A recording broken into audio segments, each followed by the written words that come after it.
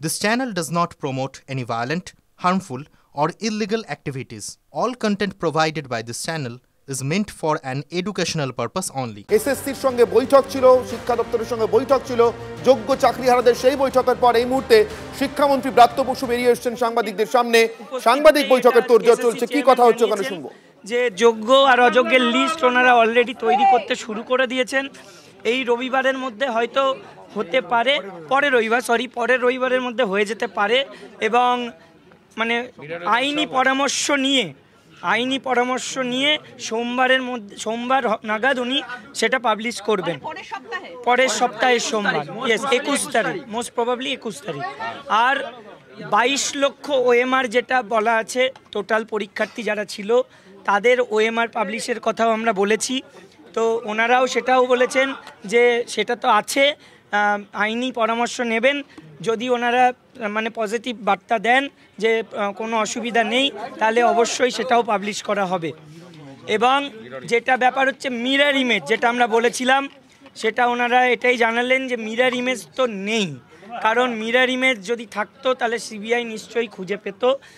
যেটা আছে এখন সেটা অ্যাকর্ডিং টু সিবিআই, মানে সাবমিটেড বাই সিবিআই, সেই মিরর ইমেজটা আছে। যদি সেটা হয় তাহলে সেটাও ওনারা দেবেন, কিন্তু যদি মনে হয়। এই 3টে দাবি আমাদের ছিল, তারা এই 3টে উত্তর আমাদের দিয়েছে। আর আইনি পরামর্শ যেটা আমরা বলেছিলাম যে মানে রিভিউ করার আগে বা কিউরেটিভ যাই পদ্ধতি হোক, প্রথমে তো রিভিউ হবে। রিভিউয়ে যাওয়ার আগে রিভিউয়ে কী ধরনের আলোচনা হবে সেটা আমাদের সঙ্গে যেন আলোচনা করেন একসঙ্গে বসে। তো সেটাই ওনারা রাজি হয়েছেন। দেখুন, খুশি আমরা, আশ্বস্ত সেদিনই হব বা স্বস্তি পাবো। আশ্বস্ত হওয়ার জায়গা এখনই নয়, স্বস্তি আমরা সেদিনই পাবো যেদিন পুরো লিগ্যাল ওয়েতে আমরা পুরোপুরি জিতে আসব। তার আগে আমরা স্বস্তি নিঃশ্বাস ফেলছি না। আমরা তো অনশন করিনি, আমরা কি করব সেটা ওখানে গিয়ে আমরা আমাদের যারা চাকরিহারা আছে তাদের সঙ্গে আলোচনা করে অবশ্যই করব। বেতন নিয়ে যেটা আলোচনা হয়েছে, যে দেখুন আমাদের তো সুপ্রিম কোর্টের অর্ডার আছে, এখন আপাতত ভাবে যে বেতন চালু থাকবে কিনা সেটা আইনি পরামর্শ নেওয়া চলছে।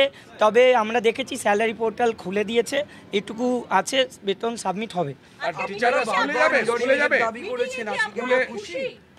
মিটিংয়ে দেখুন পার্শিয়ালিটি, মানে পার্শিয়ালি কিছুটা আমরা মনে হয়েছে, ওই যেহেতু যোগ্য লিস্ট বা 22 লক্ষ ওএমআর, তো পার্শিয়ালি কিছু দাবি তো আমার মনে হচ্ছে মেনে নেওয়া সম্ভব হচ্ছে। এখন আইনি পরামর্শ নেবেন ওনারা, তারপরে লিস্ট পাবলিশ হবে কি না। যদি দেখা যায় যে আইনি পরামর্শে কোথাও গলদ হলো বা আইনি পরামর্শে আটকে গেল, আমরাও আমাদের লয়ারের সঙ্গে আইনি পরামর্শ করব যে এটা মানে আটকে দেওয়াটা ঠিকঠাক ছিল কি করা যেত, তো সেটা আমরা বুঝতে পারবো। যোগ্য অযোগ্য লিস্ট যদি এখনই আলাদা করে প্রকাশ করা যায়, উনি যেটা আপনারা যেটা বলছেন, এটা আগে করা গেল না কেন? দেখুন আমরা তো আগেও চেয়েছিলাম যে করা হোক, কেন করা হয়নি, কেন করেনি সেটা তো আমরা বলতে পারবো না। কিন্তু আমরা এখন, হ্যাঁ আমরা বলেছিলাম, তো তখন বলেছিলেন যে মানে কোর্টের অর্ডারে এমন কিছু আলাদা ছিল না, মানে চাইনি। হ্যাঁ, কোর্ট বলেছিল মডালিটিস ঠিক করা থাকবে, কিন্তু সেসব কি করেননি। হ্যাঁ, আপনারা স্কুলে যাবেন স্কুলে?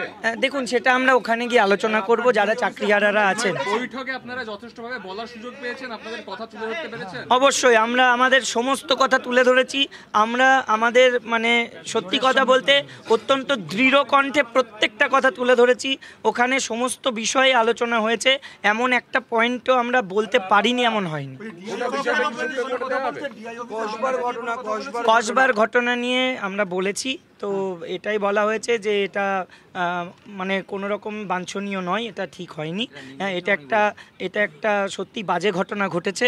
আমরাই বলেছিলাম যে এরকমভাবে করা হলো, এটা তো আমাদের ওপর ঠিকঠাক একটা মানে প্রহার করা যাকে বলে শিক্ষা জগতের ওপর। তো ওনারা সবাই বললেন যে এটা ঠিক হয়নি, আমরাও এটা দেখেছি। হ্যাঁ,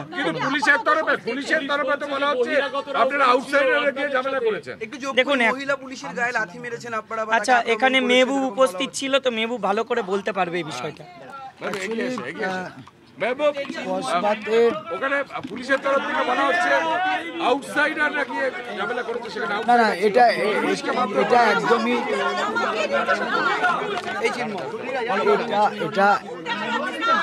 এটা এটা একবারই সত্য নয় যে আউটসাইডাররা গিয়ে করেছে, কোনো বহিরাগত ছিল না, সবাই আমাদের লোকজন ছিল। এবার পরিস্থিতিটা আপনারা বুঝতে পারছেন যে এখন খুবই সংকটময় পরিস্থিতিতে আছে, সবাই খুব চাপে আছে, কিন্তু লাথি মেরেছে, ইন্টেনশনালি লাথি মারছে এরকম কিছু নয়। যে ছেলেটি বলছে সে এমনিতেই খুব উত্তপ্ত অবস্থায় আছে, এই কারণে সে কয়েকদিন ধরেই রাত্রে লাইভ করে, তার বাচ্চার ভিডিও দেয়, বলে আমার 3.5 বছরের বাচ্চা, আমার কোনো থাকার জায়গা নেই, এই বাচ্চার কি হবে। তো সেই রকম পরিস্থিতি, ওই একটা মানে এতটা বুঝতে পারছেন তো, চিন্তার মধ্যে আছে। তো ও বারবার বলছিল আমাকে পেট্রোল দিয়ে জ্বালিয়ে দাও, সব জ্বালিয়ে দাও আমাকে, মানে এইভাবে নিজেকে জ্বালিয়ে দাও। ও অন্যকে জ্বালিয়ে দেবে, সরকারি সম্পত্তি ভাঙচুর করবে, এরকম কোনো ইন্টেনশন নেই। এবার যদি এটা হতেও, তাহলে ভাবুন চাকরি চলে গেছে, এখনো পর্যন্ত কি কোনো সরকারি সম্পত্তিতে শিক্ষকরা হাত দিয়েছে? দেখাতে পারবেন? শিক্ষাকর্মীরা অত্যন্ত সংযত হয়েই তারা আছে এখনো। এত বড় মানে মাথার উপর পাহাড় ভেঙে পড়ার পরেও, তারপরেও যদি এরকম অ্যালিগেশনগুলো আসে, সত্যি আমরা দুঃখিত যে এরকম আসে।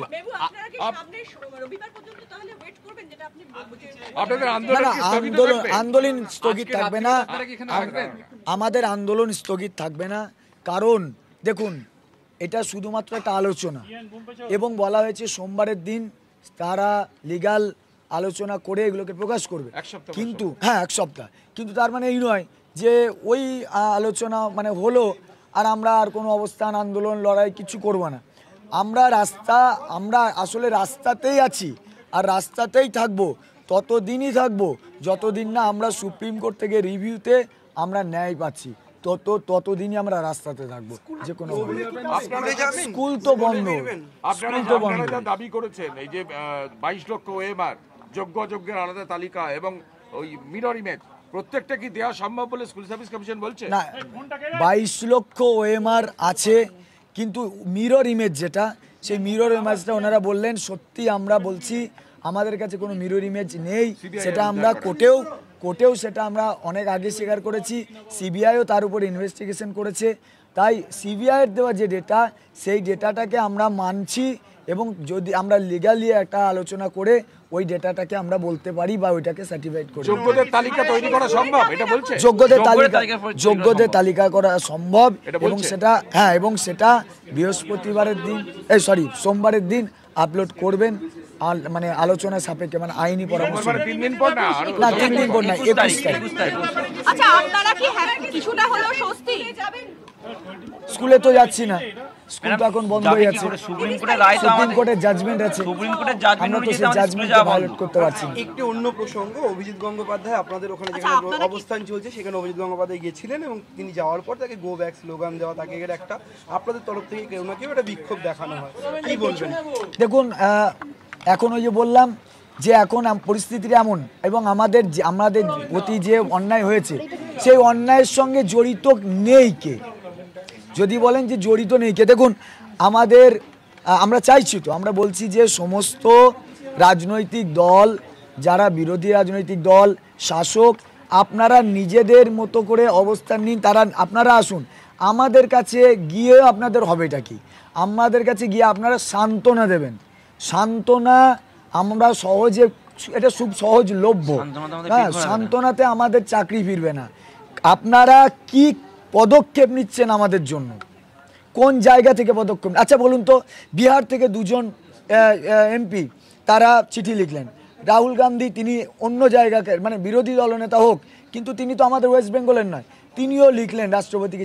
আচ্ছা, আমাদের রাজ্য সরকারের পক্ষের এমপিরা বা আমাদের বিরোধী পক্ষের যারা এমপিরা, তারা কি এই বিষয়ে কোনো লিগালি সাউন্ড করেননি? বলছেন যে এই ওরা দুর্নীতি করেছে, তাহলে আমরা কেন দায় নেবো, ওরা বলে কি এটা করেছে। আজও বিকাশবাবু তো এখনও বলছে, এই দেখুন আরও চরিত্র স্পষ্ট হোক সবার, আমরা দেখবো, আরও দেখবো, প্রত্যেকে আমাদের চোখের মধ্যে আছে, তো চোখের সামনে আছে। আগামী 17 তারিখ আমাদের যে board, West Bengal board of secondary education, yes, তারা তো একটা মিসলেনিয়াস অ্যাপ্লিকেশন করেছে। সেই মিসলেনিয়াস অ্যাপ্লিকেশনে তারা ফার্দার প্রসেস শুরু করার আগে পর্যন্ত স্কুলগুলো যাতে চালানো যায় ঠিকমতো, সেই চালানো যদি ঠিকঠাক যায় বা কিছু, তার জন্য তারা একটা মিসলেনিয়াস অ্যাপ্লিকেশন করেছে। তার বিপক্ষে লয়াররাও তো থাকবে। আগামী 17ই এপ্রিল রাজ্য সরকার যে আবেদন জানিয়েছে রিভিউ পিটিশন মিসেলেনিয়াস পিটিশনের আন্ডারে সুপ্রিম কোর্টে তার শুনানির সম্ভাবনা আছে। আর 21শে এপ্রিল যেমনটা বলছেন মেহবুব এবং চিন্ময়রা, 21শে এপ্রিল রাজ্য সরকার নাকি তাদেরকে প্রতিশ্রুতি দিয়েছে যে আইনি বিচার ব্যবস্থা সব খতিয়ে দেখে তারা 21শে এপ্রিল যোগ্য এবং অযোগ্যের তালিকা প্রকাশ করবেন।